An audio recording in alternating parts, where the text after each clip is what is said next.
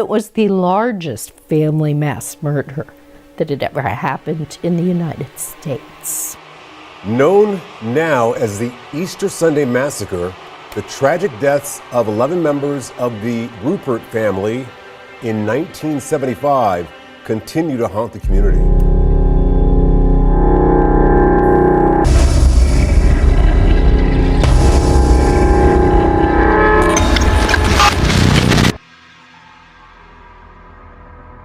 In the heart of Hamilton, Ohio, on a quiet Easter Sunday in 1975, an unthinkable horror unfolded within the walls of an unassuming family home. What was supposed to be a day of celebration turned into a nightmare that no one could have foreseen. The sounds of laughter and children's voices faded, replaced by an eerie silence. And then the echo of gunshots. One man, James Urban Rupert, a seemingly quiet and overlooked member of his family, became the architect of a massacre so shocking that it still chills people to this day. What could drive someone to commit such an atrocity against their own family? This is the story of James Rupert's descent into darkness, a story of envy, resentment, and long simmering rage. In a single day, James would bring an end to 11 lives, turning his family's home into a scene of unimaginable devastation.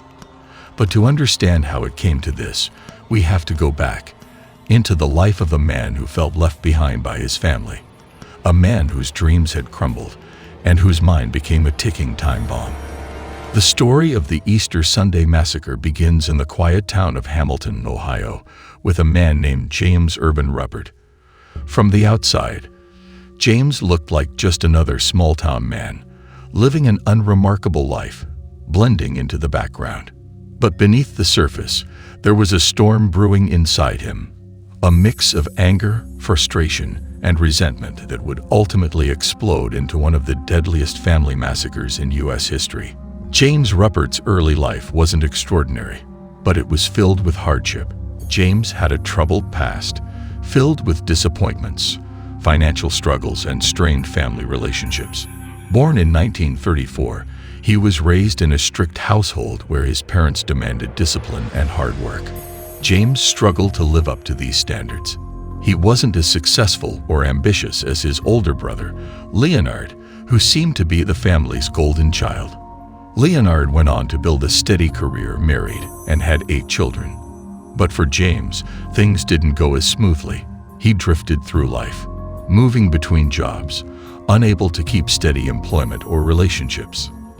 That's why he grew up feeling inadequate, overshadowed by his older brother Leonard, who seemed to accomplish everything James couldn't. As Leonard became a respected figure with a successful career, a family, and a stable life, James spiraled downward, unable to hold a steady job or keep a relationship. His finances were always in shambles, forcing him to rely on his mother's support, which felt humiliating rather than comforting. Every bit of financial help from his mother or criticism from his brother felt like another nail in the coffin of his pride. By his mid-40s, he was still living with his mother and feeling trapped in a life he didn't want. James resented his family deeply, especially his mother and brother. He felt they constantly criticized him, saw him as a failure, and took joy in reminding him of it. Leonard's success only added fuel to James's frustration. While Leonard had a family and a stable life, James struggled with money, never able to escape his brother's shadow. The family's financial matters became a sore point, as James's mother, Charity, even supported him financially at times. Instead of gratitude, however, James saw this as another way they kept him under control. As tensions continued to build, James's mind began spiraling. He withdrew from his family and friends, rarely socializing and spending more time in isolation. Those who saw him around town described him as a quiet, brooding figure who seemed to be sinking deeper into bitterness. Then, in the weeks leading up to Easter Sunday in 1975, something inside James shifted. He began thinking about doing something drastic, something that would make his family finally understand his pain and frustration. He started purchasing firearms and stocking up on ammunition, preparing for what he saw as his final stand.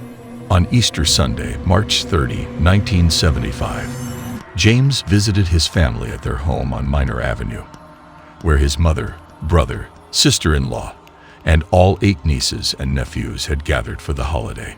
It was supposed to be a joyful family reunion, with children playing and laughter filling the air. But James had different plans. Quietly, he entered the house and spoke briefly with his family members, making small talk, almost as if he were trying to absorb the atmosphere one last time. After spending a few moments with his family, James moved into another room where he had hidden the guns he'd brought with him. Without warning, he began shooting. The gunshots echoed through the house, piercing the holiday air. In a calculated and methodical manner, he went from room to room, firing at each family member. Some tried to flee or hide, but James was relentless. He shot his brother Leonard and his sister-in-law Alma first, before moving on to his mother, Charity, and then each of his nieces and nephews, one by one. In a matter of minutes, he had killed all 11 members of his family. When the shooting stopped, the house fell silent. The joyful, warm atmosphere that had filled the home just moments before was gone, replaced by the horror of what had just happened. The bodies of James's family lay scattered throughout the house. Each one of them, his mother, his brother, his sister-in-law, and his young nieces and nephews, had been taken down by someone they would have never expected. After committing the murders, James didn't flee or hide.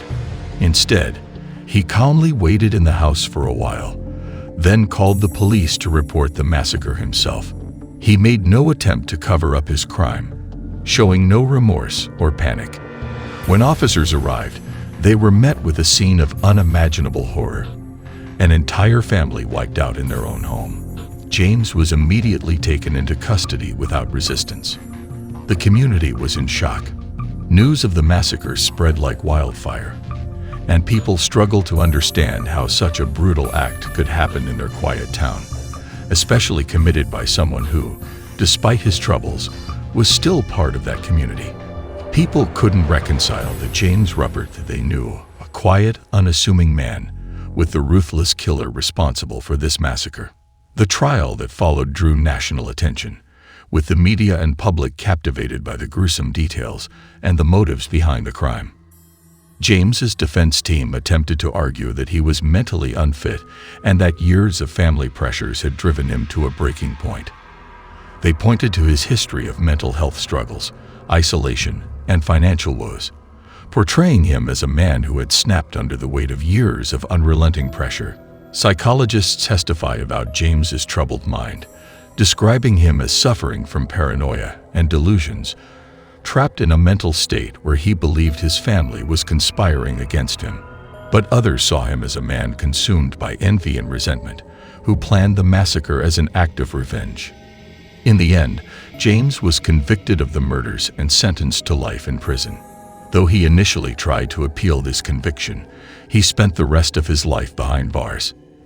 To this day, people debate whether James was simply a man broken by his circumstances, or if there was something darker inside him all along. Was he truly a victim of his own mind, or did he plan the massacre with a cold and calculating heart?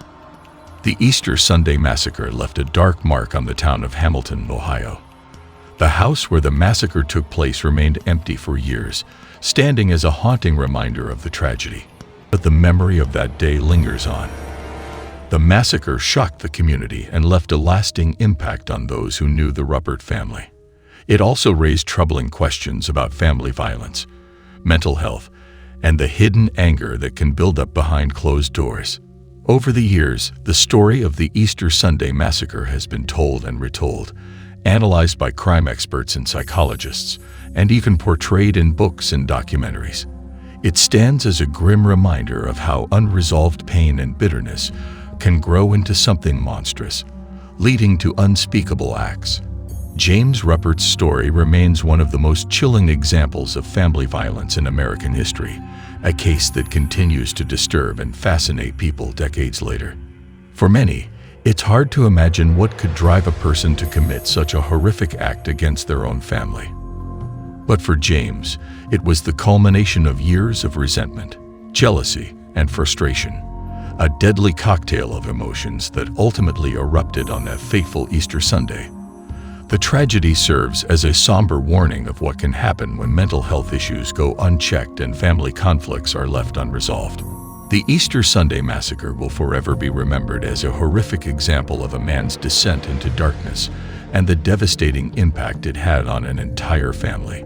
It's a story that reminds us of the fragile nature of family bonds and the haunting reality that sometimes the greatest dangers can come from those closest to us. In the end, it's a story that leaves us with more questions than answers, a disturbing chapter in the history of American crime that we may never fully understand.